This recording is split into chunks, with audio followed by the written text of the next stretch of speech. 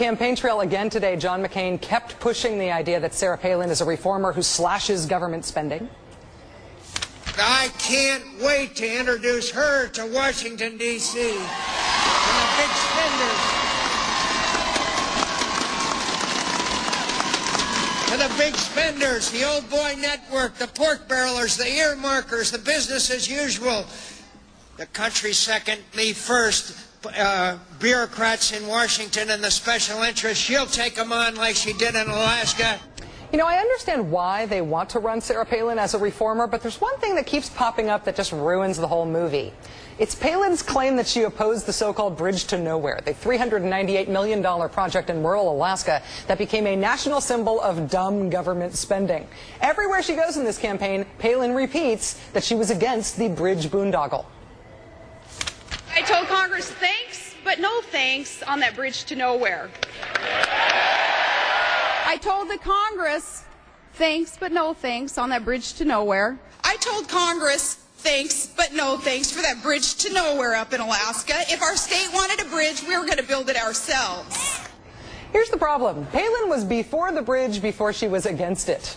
When the Anchorage Daily News asked Palin if she supported the bridge in 2006, she said, quote, "Yes, I would like to see Alaska's infrastructure projects built sooner rather than later. The window is now, while our congressional delegation is in a strong position to assist."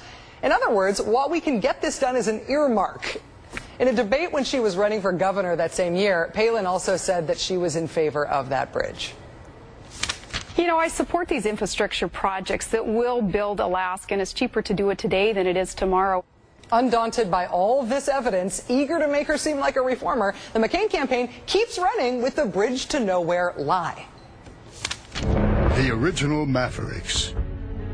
He fights pork barrel spending. She stopped the bridge to nowhere. He took on the drug industry. She took on big oil. He battled Republicans and reformed Washington. She battled Republicans and reformed Alaska. They'll make history. They'll change Washington. McCain, Palin, real change. Neat. I'm John McCain. I get the point there, but Palin didn't stop the bridge to nowhere. Congress did. Then she kept the money and used it for other stuff. Alaska is in fact still using some of that money to build a road out to where the bridge would have been had Congress not killed it. You got to spend that federal money somehow. It's more than an exaggeration when Governor Palin says she stopped the bridge to nowhere. It is a flat-out lie. My question is, how are they getting away with it? Joining us now, MSNBC political analyst Lawrence O'Donnell. Hi, Lawrence. Thanks for joining us. Good to be with you, Rachel. The idea that Sarah Palin was against this bridge was debunked almost as soon as she made it. So why does she keep repeating it? Well, you know, she says that she said thanks, but no thanks. The real sequence, Rachel, is she said please and thank you, and then thanks, but no thanks, only when the Congress had deauthorized the bridge. I worked in the committee. I was the chief of staff of the Public Works Committee in the Senate, Rachel, where these things originate. That's where they get authorized. In the Appropriations Committee, run by Ted Stevens at the time, that's where they get appropriated. So the money was appropriated and sent to Alaska, but Congress did deauthorize building the bridge, and the Governor Palin kept the money, which I don't think is the implication of her speech when she says this. As you've already pointed out, she did keep the money. So this is a story that isn't working for them when it's examined by the press. In fact, the Wall Street Journal, which is a fairly neutral arbiter of these things and in fact editorially leans toward Republicans, put it in their headline as "The record contradicts Palin's bridge claims."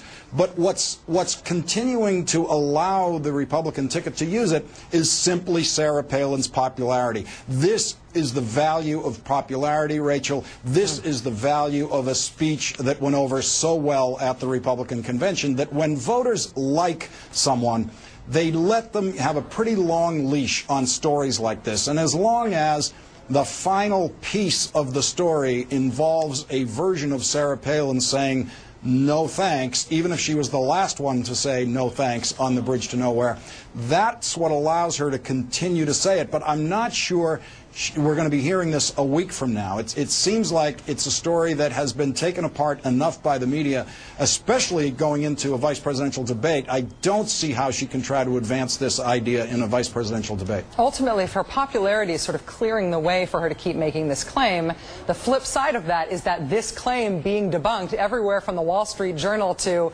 every other major news authority in the country, that could ultimately take a chunk out of that popularity if she's seen as being an exaggerator or somebody who's lying about her record, or seeing somebody who can't be trusted by this. The media was very happy to run with this. If it sticks. If it sticks. Well, if that image sticks, Rachel, it's very hard to stick an image. That's a media question. I'm sorry to interrupt, right?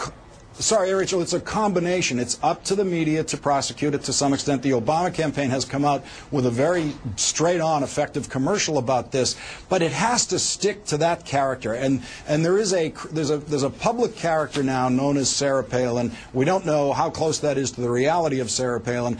And that celebrity character, Sarah Palin, has an image now that goes along with the notion that she said no thanks to the bridge to nowhere. So right now it's hard to make the journalistic case stick on her, especially since she's a fairly fast-moving target in the sense that she doesn't sit down and answer questions about it. That's a very convenient fact of her scheduling at this point. MSNBC political analyst Lawrence O'Donnell, thanks for joining us tonight. Thanks, Rachel.